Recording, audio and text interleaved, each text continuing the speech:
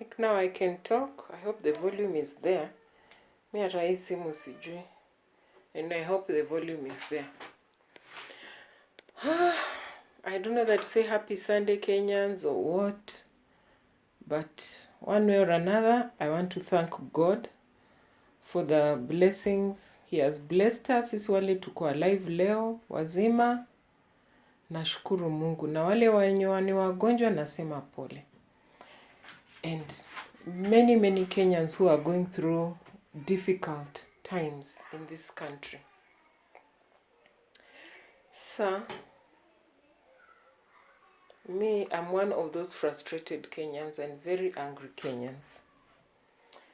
And I really don't like what's happening in our country.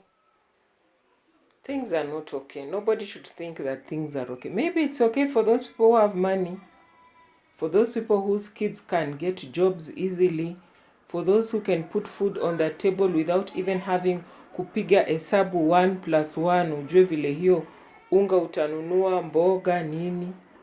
You know, like some of us have children wale wamesoma na kazi hakuna. Biashara naye ndi ngumu ni ngumu, si ati biashara watu hawataki kufanya.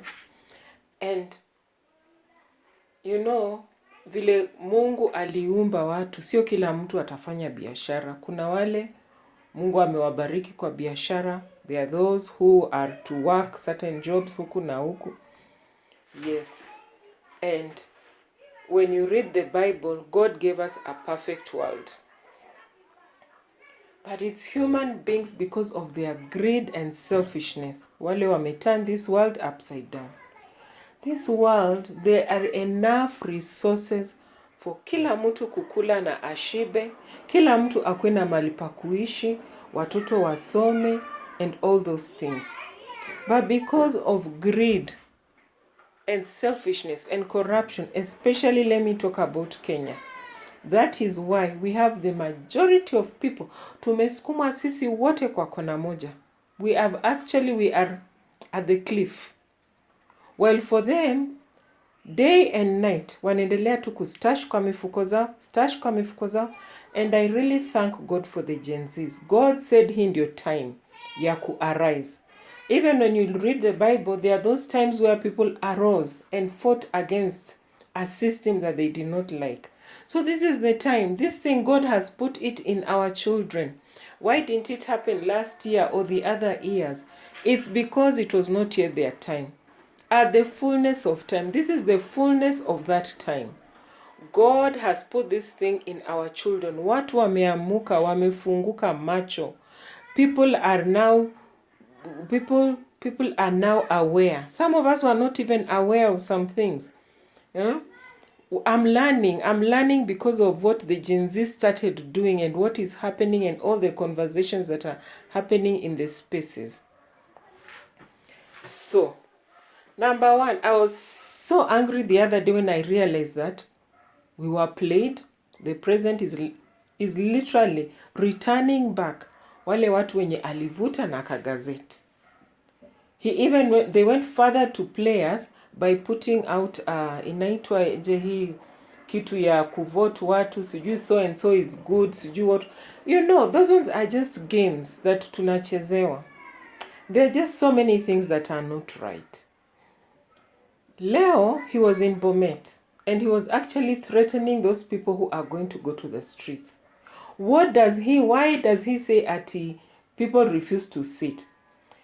All he needed to do is to listen. People have been talking. We have been talking. Our children have been talking. He went to the space of where the children were, and he listened them talk. People have been talking. If he's a good man and a good leader, he should listen. He is not listening. He is not paying attention. He is listening to his own things in his own head. If he listened clearly, he would get what people are saying. He would get what people are saying. But because he is not listening, Ruto is not listening. Na hata kama anasikiza, it's like he's saying, ahawa, kwenda huko. It's like we are rubbish. It's like people are just not anything. And these same people are the ones who woke up tuliamuka usiku kwenda kupigia huyu mtu kura. Ndio akue president wa hii country. Kama watu hawangempigia kura, he would not be the president of Kenya. How? But because watu walisacrifice, wagonjwa wazima, wamama wale wazee kabisa, nini, wakampigia kura, wakijua ya kwamba he is going to bring about the changes that the people of Kenya want. Now what is he doing? He is busy killing our children like stray dogs. Threatening. Like today, him standing huko kwa kanisa na kuongea vile anaongea. That is a threat. That is a threat to our children. That is a threat to our children. And me as a parent, I cannot just sit and keep quiet. I needed somewhere I could go and talk. I wish I could even join those spaces. I don't know how to join those spaces. But I said, let me use my YouTube channel to come and air out my frustrations and anger. Let these children go and demonstrate, and please tell your policemen to stop throwing tear gas and bullets and everything as if these ones are wild animals, ni kama hata they are not human beings to our children. Let them picket, let them demonstrate. The reason why you are stopping, Ruto is trying to do whatever he's doing by sending the police, and because he does not want the truth to be told to the world. He does not want the world to hear the truth.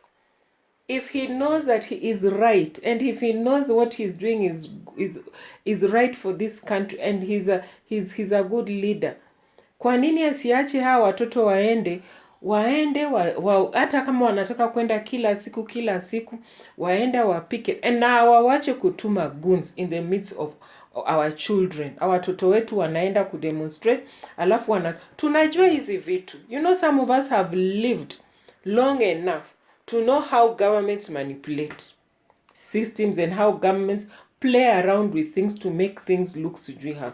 He's trying to make it look like the demonstrators, trying to show the world that, you see these people, yes, we've allowed them to demonstrate, but look, they are stealing from the shops. Sujui, they are doing what? They are doing what? No, those ones are people who have been sent by the government to go and do those distractions.